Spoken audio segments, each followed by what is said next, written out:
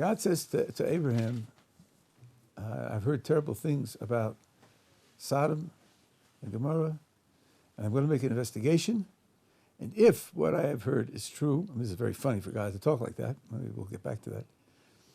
Then I'm going to destroy the whole place. That's what he says to Abraham. And Abraham responds. What I want to look at now, maybe afterwards I'll go back to some of the prior material, but what I want to look at now is how Abraham responds. Now this is verses 23, 24, and 25. Let's read through them. Abraham came forward and said, "Will you also stamp out the righteous along with the wicked? What if there should be 50 righteous people in the midst of the city? Would you still stamp it out rather than spare the place for the sake of the 50 righteous people within it? It would be sacrilege to you." Sacrilege means against your holy nature. "To do such a thing, to bring death upon the righteous along with the wicked. So the righteous will be like the wicked. It will be sacrilege to you. Shall the judge of all the earth not do justice?"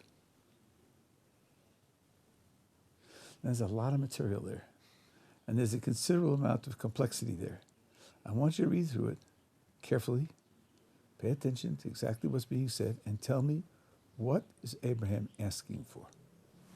Okay, when he says, if there are 50 righteous people, spare the place. So you're saying from this, what he's asking for is that because there are 50 righteous people there, or if there are 50 righteous people there, that should be a reason, as you say, for upholding the whole society. Good. Is that all he's asking for? Is that the sum total of his plea? He's saying if you do that and stamp all those people out, you're bringing the righteous down to the level of the wicked. So is that the same thing? A paraphrase? Is that it? Yeah. Is he saying just kill the wicked and just save the righteous? Okay. Now he's saying something very different from what you're saying, right? What's the answer? The answer says you're both right. Abraham's doing more than one thing. He's doing more than one thing. Let's take a look. Again, 23. Will you also stamp out the righteous along with the wicked?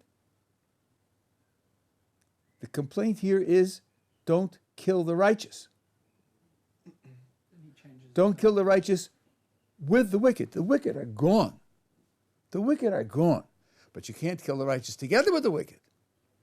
Skip to 25.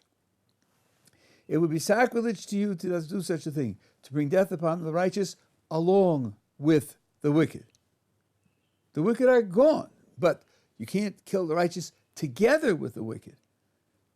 So the righteous will be like the wicked. It will be sacrilege to you. Shall the judge of the earth not do justice? What does justice require? Killing the wicked. Yeah, killing the wicked is not against justice. That's perfectly okay as far as justice is concerned. But you can't kill the righteous together with the wicked. That's not just. That's what 23 and 25 say. But 24 says something else. Because what does 24 say? 24 says, what if there should be 50 righteous people in the midst of the city? Would you still stamp it out? What's it? The city. Rather than spare the place. The whole city. For the sake of the 50 righteous within the city. Abraham is pushing two lines here. And like a skilled negotiator, he starts with his strongest position. You can't kill the righteous. Then he moves to a weaker position. I'm asking you not even to kill the wicked, which justice would approve of. I'm asking you not even to do that. What's the name for that plea? That's a plea for? Mercy. 23 is a plea for justice. 24 is a plea for mercy. 25 is back to justice again. He says justice. Shall the judge of the earth not do justice by killing the wicked? Are you killing the righteous together with the wicked? So Abraham really has two different moves here. Are we together so far? Mm-hmm. Okay, now let's take a look at God's answer and see what he answers. 26, Shem said, If I find in Sodom 50 righteous people in the midst of the city, then I will spare the entire place on their account.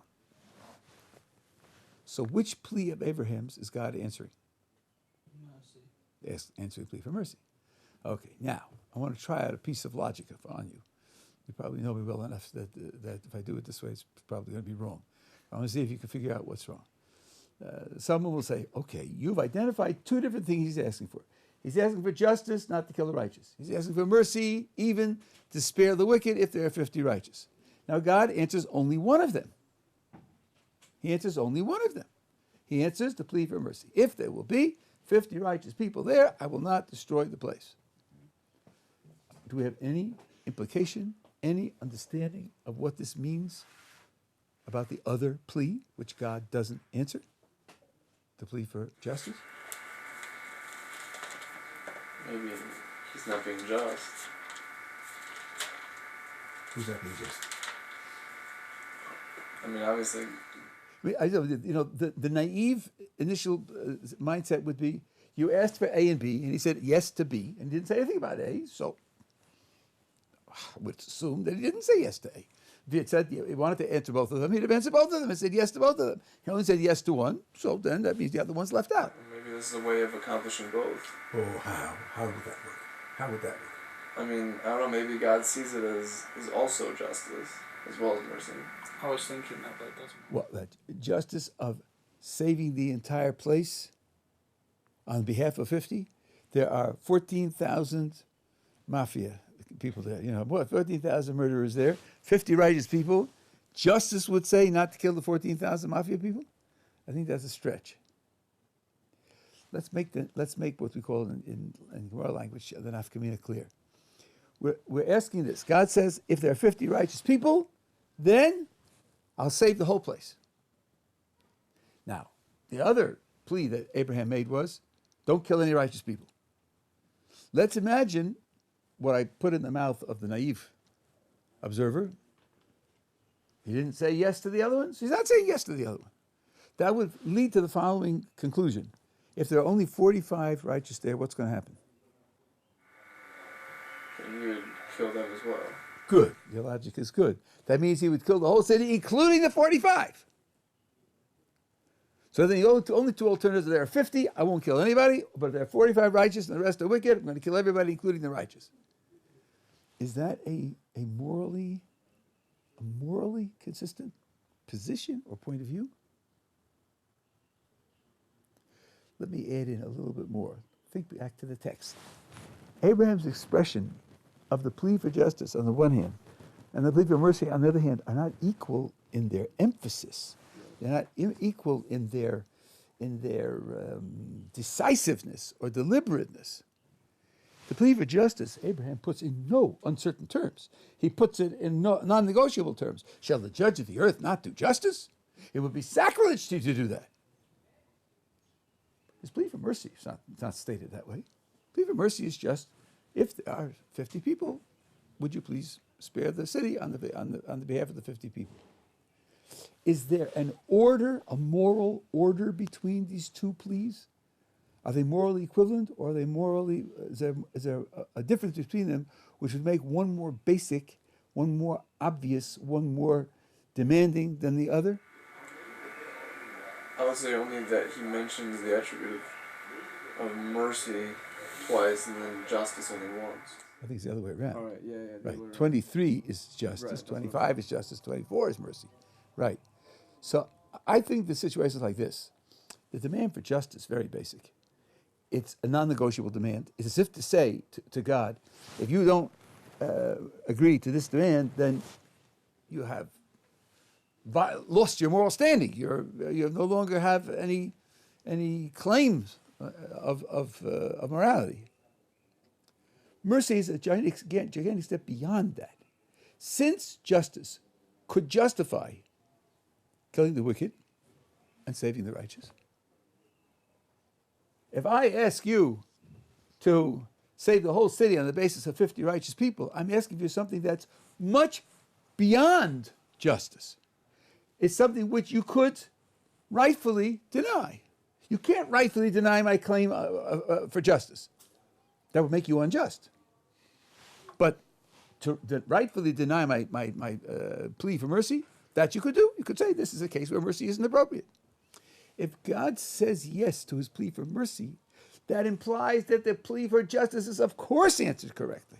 He's going beyond the plea for justice. When he answers, it's just like saying, I've done a phenomenal job, and I think I deserve a bonus, right? And I certainly deserve $10,000, and I think I also deserve a month off. And the guy says, okay, you can have the month off.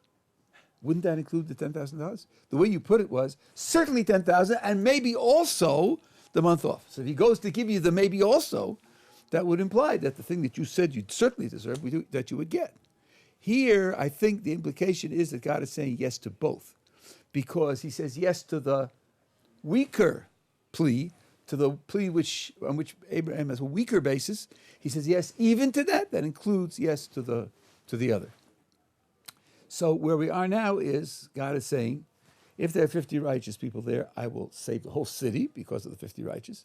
And if there aren't 50 righteous, then I'll extract the righteous ones and I'll kill the wicked ones. Oh, so it's if we find 50.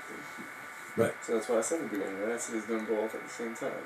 Yes, but I wanted to make sure, you said it, I just wanted to show is how I would argue that you're correct.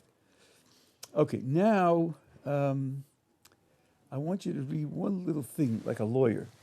Look at 24, what Abraham asks for. And look at 26, where God responds in the positive. And tell me if what he asks for in 24 and what God responds in 26 are exactly parallel. Or maybe there's a little bit of, imagine lawyers who are negotiating a contract. Lawyers for two sides, And the lawyer for one side submits a draft of the contract. The lawyer for the other side crosses out 2 words. Well, the lawyer for the first side is going to wonder, why did he do that? What did he see in those 2 words that he didn't want to commit himself to? Suppose the lawyer for the second side adds 2 words. So the lawyer for the first side is going to say, well, he didn't like it the way it was written. Then he forcing us to put in 2 words. Then there must be something in the contract. I wrote it that's somehow too strong for him, and he wants a way out, or he wants to modify it, right? Look for differences in the formulation between 24 and 26 so that we can see where there's something to be asked, and then maybe we'll be able to answer it. Yeah. Stamp it out. Let's see. In 24, it says, will you stamp out? In other words, you would have God say in 26, I will not stamp out, rather than I will spare. Avraham said, would you still stamp it out rather than spare the place? And then in 26 he doesn't mention stamping it out. Okay, but now let's see. What is Abraham asking for? What does he want God to do? Spare the place. Right. And what does God say he's going to do? Spare the place. Spare the place. Would you stamp out is the opposite. That's the failure. And he's pleading that there shouldn't be a failure. That should really be the upside. Right? What about in 24 he says spare the place, and in 26 he says spare the entire place. Is that something? Okay, that could be. It's definitely a change. That might indicate that God is offering to do more than what Abraham asked for. Okay, what else? What other differences are there between what he asked for in 24 and what he's given in 26? Well, Abraham says, spare the place for the sake of the 50 righteous who are within it. And he says, on their account, it's not exactly the same words, but it's...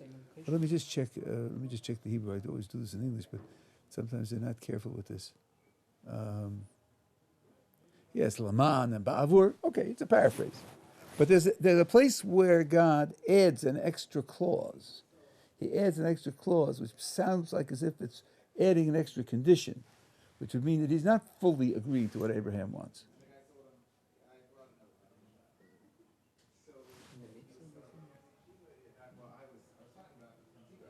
Where are these people supposed to be? So Sodom. We're comparing 24 and 26. Right. So 24 never uses the word Sodom. 26 does. And more than that? That's correct. And more than that? He uses entire place instead of just But where are the people? Where are the righteous? in the midst of the city. This isn't 24. In 24 it says they should be? In the midst of the city. And what does it say in 26? In the midst of the city. And? What you just said before. In Sodom. Yes, it says both. Yeah. 26 says both. God adds Sodom to Abraham's plea. Abraham says there are 50 righteous people in the midst of the city. God says there are 50 righteous people in Sodom in the midst of the city. And the lawyer says, hey, wait a second. Why did God add in Sodom? Right? Why didn't he just say in the midst of the city the way Abraham said in the midst of the city? You know, the lawyer for the second side has inserted an extra piece of qualification. So maybe he's not agreeing to the original proposition. And indeed, according to Evan Ezra, he's not agreeing to the original proposition. Abraham's plea is if there are 50 righteous people in the city, spare the city. God says that's not enough. That's not enough that there should be 50 righteous people in the city, living within the city limits. They have to be in Sodom and in the midst of the city in the sense of being publicly identified in the city.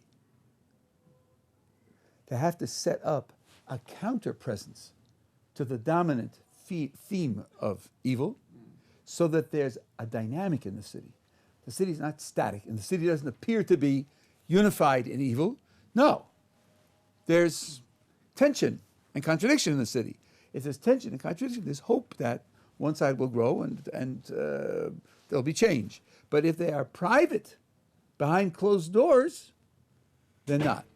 And this now goes back to what your observation was. You made the first observation. That what you see from here is that 50 people could save a whole community.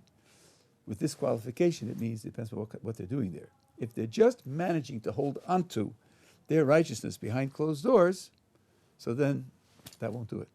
They've got to express in public their opposition to the mores of the city as a whole, in which case the people in the city know, well, there's problems here. It's not simple to be the way we are because there are people among us who oppose it. Then they could carry the city. No, but that would happen. They would be killed, those people. Well, sometimes you would have to die for that. Yes, you would. You would have to put yourself in danger for that. And Abraham did that over and over again. In fact, when he first opposed idols, they tried to kill him. God saved him with a miracle, but he was willing to die for that. So that's not something that's unthinkable in our terms. At any rate, yeah. Do you mean outspoken in their righteousness, such as like with Avraham, how they had a justice system and how they were, and their moral values were all there, like we discussed yesterday? We need to be outspoken against them and say that since there's no fear of God in this place, you'll commit murder anyway? Is that what you mean? No, because like with Avimelech, everything was in place. You were saying yesterday, but just they didn't have a fear of God. Yes. But they had moral philosophers, they had the legal system, they had that all in place. So you're saying they should be like that, but did these righteous people fear God and so on? I'm not quite sure how you're making the comparison. The bottom line on Avimelech is that his society lacked the key element that would prevent them from committing a terrible crime. The bottom line is that his situation was a bad situation, not a good situation. Sorry? Was Avimelech, were they murderers? Well, they hadn't yet committed murder, but they were prepared to commit murder for this purpose. Right? So that's certainly not an ideal situation. Would have been lovely if they had people there who said, listen, we're missing an ingredient. It took Abraham to express that to them. Okay, now, this is the first round in negotiations where Abraham gets God to agree to 50. There are now several further rounds of negotiations where Abraham pulls God down to 45, 40, 30, 20, and 10. God finally agrees that if there are 10 righteous people there, he'll save the city. Of course, as you all know, there aren't 10 righteous people there, and the city gets destroyed. Is there any value to this negotiation? Do we learn anything? It's a failed negotiation. The point of the negotiation was to save the city, and the city got destroyed in the end. The Boston Rabbi of Yerushalayim, who lives in Har Nof, made a very profound point here many years ago.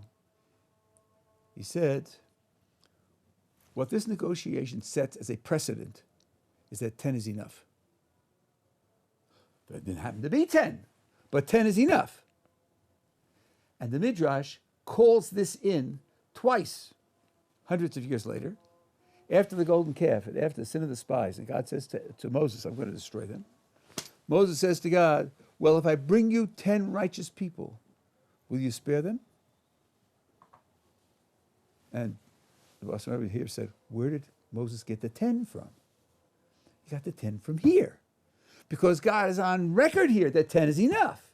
So Moses says to God, look, you agreed in the negotiation with Abraham that 10 is enough. So if I bring you 10 now, will that be enough? And it has to be enough. So a negotiation that bears no fruit immediately does not have to be in vain. It can set a precedent for an application later. And that's just an illustration of the way in which we look at history. Nothing in history is in vain. Everything in history plays a constructive role. Even if it doesn't play a constructive role immediately, eventually it will play a constructive role. Haman hates Mordechai, plots against him, and builds a gallows 50 cubits high, which is something like 85 feet, to hang him on. Goes to the palace, to the emperor, Achashverosh, to convince him to kill him and hang him. And there's a sequence of events in which he becomes thoroughly discredited, and the king orders his death. Guess where he's hung? He's hung on the gallows that he prepared for Mordechai. So is building the gallows a terrible crime and destructive and the forces of evil? He was building the gallows for his own elimination. That's typical, in our view, of how God runs history. That when evil people set up a structure to further their ends, finally God turns that structure around to serve the ends that he wants. When the brothers gang up on Joseph, they want to kill him, and in the end they sell him to slavery. Slavery. The bottom of the ladder, and he ends up in jail. All of that is a prelude for him becoming the viceroy of Egypt. So the brothers now become the agents through whom Joseph becomes the viceroy in Egypt. So the plan that they had to destroy him became the basis of his greatness. That's an illustration of how this sort of, the way God runs history. Now, I told you before, I'm going to go back and fill in a little bit back. I told you before that God made a resolve about this. To just start on page 81, the very bottom of the page. Hashem said, shall I conceal Abraham what I do? Seeing that, or now that Abraham is surely to become a great and mighty nation, and all the nations of the earth shall bless themselves by him. For I have loved him, because he commands his children and household after him, they should keep the way of Hashem, doing charity and justice, in order that Hashem might bring upon Abraham that which he had spoken of him. Very subtle, and the phraseology would need a lot of work, but I'm not interested in doing that now. And then it says, Hashem said to Abraham, because the outcry of Sodom and Gomorrah has become great, because the sin has been very grave, I will descend and see. If they act in accordance with its outcry which has come to me, then destruction. And if not, I will know. The general content of what I just read you is this. God is soliloquizing. He's meditating. God is saying to himself, I'm now considering the destruction of Sodom. And I'm going to make an investigation. Shall I tell this to Abraham or not? Shall I share this with Abraham or not? Listen, I love him. He's going to become a great and mighty nation. All the nations of the earth shall bless themselves by him. I love him. He commands his children and household after him to keep the way of Hashem, doing charity and justice, in order that Hashem might bring upon him. All these qualifications, That's how God, so to speak, makes up his mind. Yes, I will tell him. So it means that it wasn't one-dimensional. There was a side not to tell him. But then there are all these considerations of who Abraham is and what he does. And that's the reason for telling him. Now, of course, we're not getting a sneak view on God's inner mental life. The point of this description here is to tell us what reasons there are, why these are the reasons, that we should think to ourselves, what other reasons could there have been, which God rejects. That's why he says, shall I or shall I not? There are reasons which aren't sufficient. Are the reasons that are sufficient? These are the reasons that are sufficient. There is a very powerful statement by the Chasam Sofer here. Notice that all of the descriptions of Abraham here, which are the reason why God will tell him, are external. They're all what he's going to become and what he's going to do, what he does for his children and his followers, what he does in the world. There's no description of his inner character, his inner life, his inner spirituality, only what he's going to do. The Chasam Sofer derives from here something very important. There are competing pressures in life. And sometimes, if you feel that A and B are both important, to succeed at A well will cost you your investments in B. And you have to be able to weigh up what is more important. And God is saying here that Abraham wasn't worthy of prophecy. Because to be worthy of prophecy requires a certain inner elevation, a certain inner focus, a certain inner purity. Abraham didn't have that because he spent all his time preaching about God, convincing people, tending to the tens of thousands of people, as I showed you in the Rambam the other day, that he had brought unto the service of God. So he sacrificed that inner elevation for the sake of representing God in the world. God says, then you don't lose. If that's why you sacrificed the inner elevation, because you wanted to represent me in the world, you don't lose on that account. This becomes a very important statement about life priorities for, not only for Abraham, but for people in later generations. Okay, now, God says here that I'm going to make an investigation. I don't know if you know the story, but God sends two angels to Sodom. And Lot, who's living in Sodom, as we said the other day, sees them and he offers them hospitality. And they say, no, we'll sleep in the street, because Sodom was a society based on anti-charity, anti-loving kindness, sort of like rough and tumble early capitalism. Don't give charity because you encourage laziness. You encourage irresponsibility. You want to eat? Work. Don't work? No money? Starve. Not interested. To take a traveler in, give him hospitality for nothing, pay a hotel.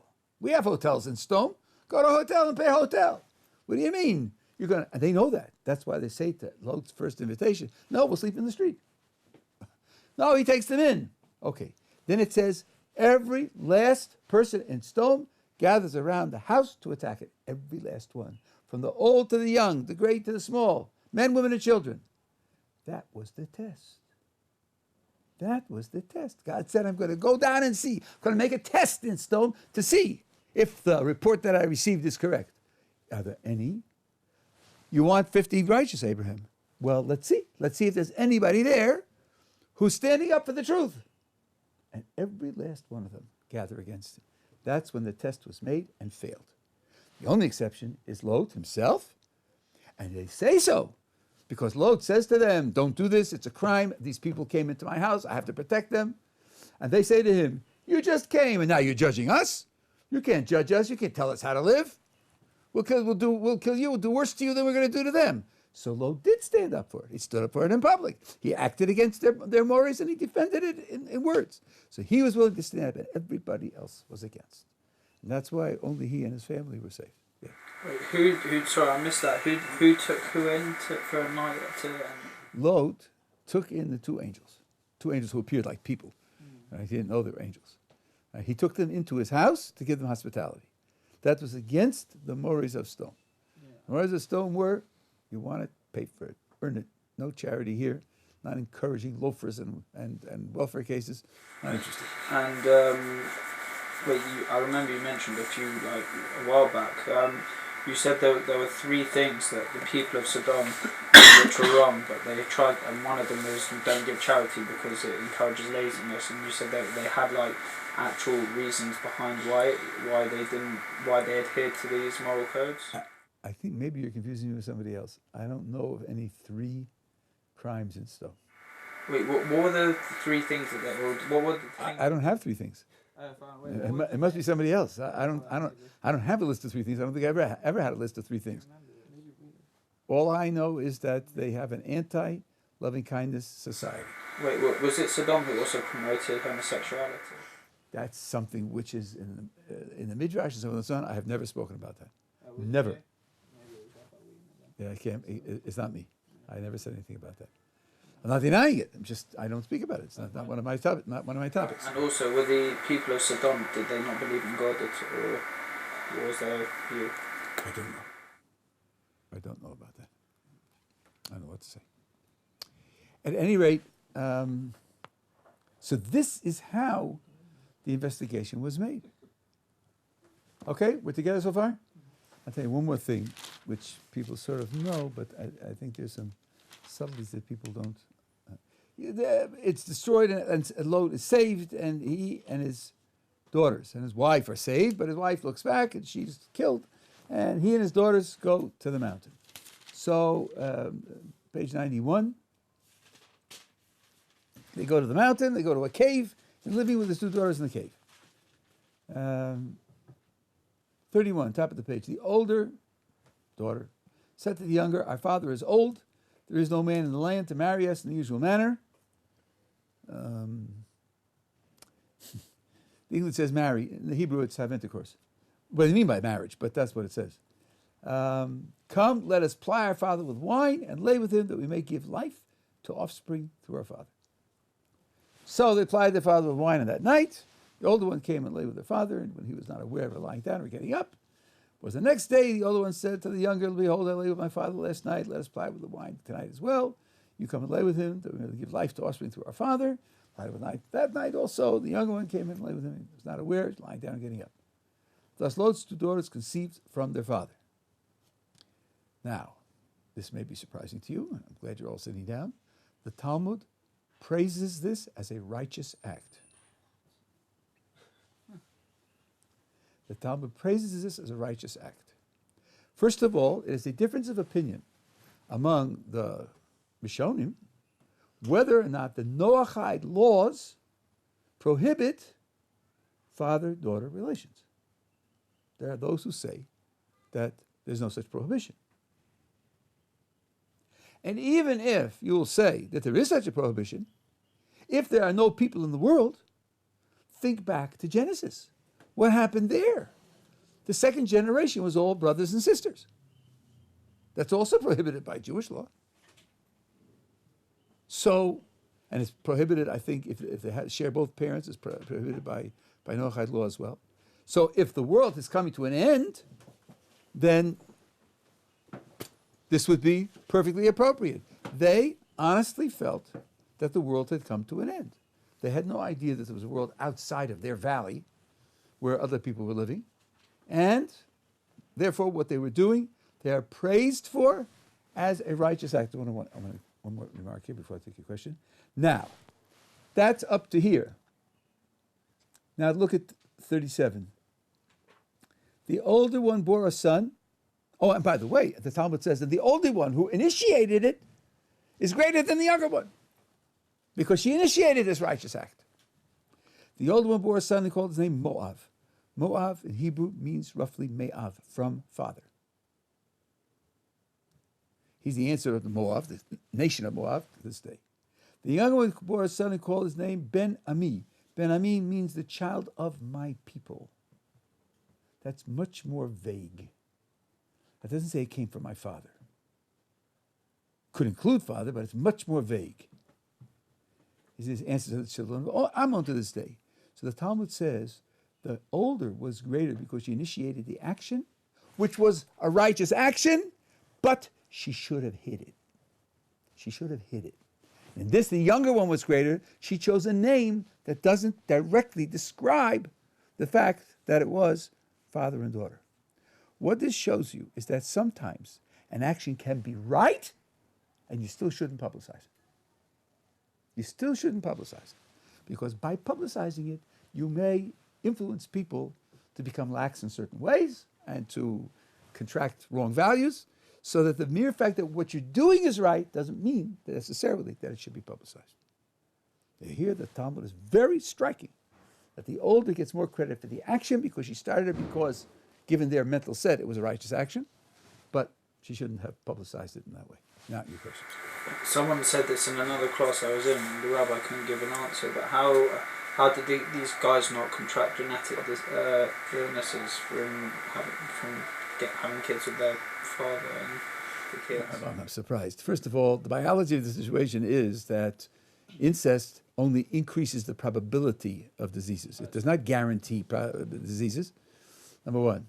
And not all the Egyptian royalty were diseased, just a number of them were because they married incestually. And number two, we're talking here about a situation in which God is involved, so we don't have to necessarily follow the laws of nature. But incest does not guarantee; it just raises the probability of problems. Okay.